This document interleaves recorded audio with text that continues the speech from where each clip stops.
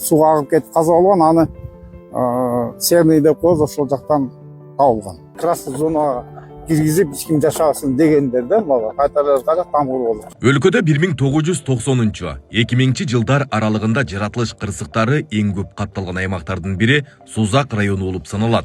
Бул райондо сел жүрүп, айылдарды топон суу каптап, олуттуу материалдык чыгымдарга алып келген. Алсак 1998 жылдын 18 майынан 19 майына караган түнү Көгар дарыясындагы суунун деңгээли кескин көтөрүлүп, Сузак айылын сел каптаган. Бул кырсыктын кесепетинен бир адам каза болгон. Ошол учурларда өзгөчө кырдаалдар министрлигинде иштеген кызматкерлер бул окуяларды мындайча эскеришет. 1998 жылы 18 майдан 19 майга караган түнү мага маалымат түштү. Маалымат түшкөндөн кийин ушинтип Көгар дарыясынын Сузак айылында көпүрө бар. Ошо Көгар дарыясынан уже суу деңгээли көтөрүлүп, ошо көпүрөдөн уже суу агып баштаган да. Көпүрөнүн үстүнөн уже суу ага баштаган. Мына бузуп кеткенге чейин элди чыгарып кетишкен да. Эл организованно чыгып, дагы жакшы. Ар бир үйдө 1ден, 2ден, 3дөн эркек кишилер калып кеткен. Бир гана киши сууга агып кетип каза болгон, аны Серный деп коебуз, ошол жактан табылган.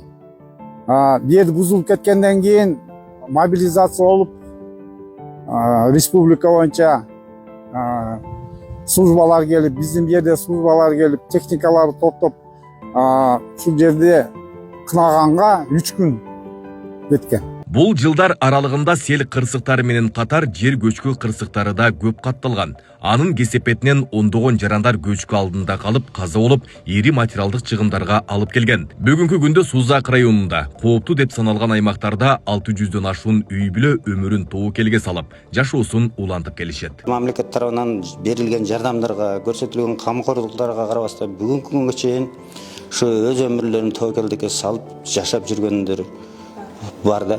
Сузак районунун өзүндө эле азыр 600 үй бүлөдөн ашык үй бүлө жашап атат. Өзгөчө кырдаалдар министрлигинин куткаруучулары жабыркагандарга жардам көрсөтүү жана кырсыктын кесепеттерин жоюу менен гана чектелбестен, алдын алуу иштерине да активдүү катышат. Өзгөчө кырдаалдарга мониторинг жүргүзүү жана божомолдоо департаменти мүмкүн болгон апаттарды алдын ала аныктап, коркунуч жаралган учурларда калкка үзгүлтүксүз эскертүүлөрдү берип келет. Мониторинг иштеринен кошо, мына жер көчүп кетет деп предупреждение берип, биз ал аксакалды айтып деп, интересный киши да, ал киши ошол жерден көчпөш үчүн кечинде биз баягы бир жерге барып түнөп калып, анан эртең туруп дагы кыдырат элек да.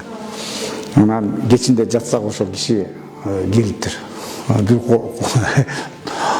тогунсу үндүктү союп, бышырып, аш кылып алып, аял менен кошо келиптир. Бияни көчүрүп эле койгулачы. Маны жеп койгула да, мени көчүргөн өзү, единственный өзүнүн үйү көчкүнүн астында. Баягы көчүп түшүп, баягы үйүн көчкүнүн астына алып кетти. Анан ошол киши айтты да, сен көзүңөр жетет экен деп. Акыркы жылдары абанын температурасы улам жогорулап, табияттагы тең салмактуулуктун бузулушу тууралуу дүйнө коомчулугу коңгуроо кагууда. Мындай глобалдык маселелер Кыргызстанга да өз таасирин тийгизбей койбойт. Эгер азыртадан тиешелүү чаралар көрүлбөсө, келечекте табигый кырсыктардын саны көбөйүп, алардын кесепети күчөп, жашоо шарттарынын оорлошусу күтүлөт. Мындай шартта өзгөчө кырдаалдар министрлигинин ролу күн сайын артып барууда. Айбек Исабеков, Шайыр Зайырбек уулу, Регион.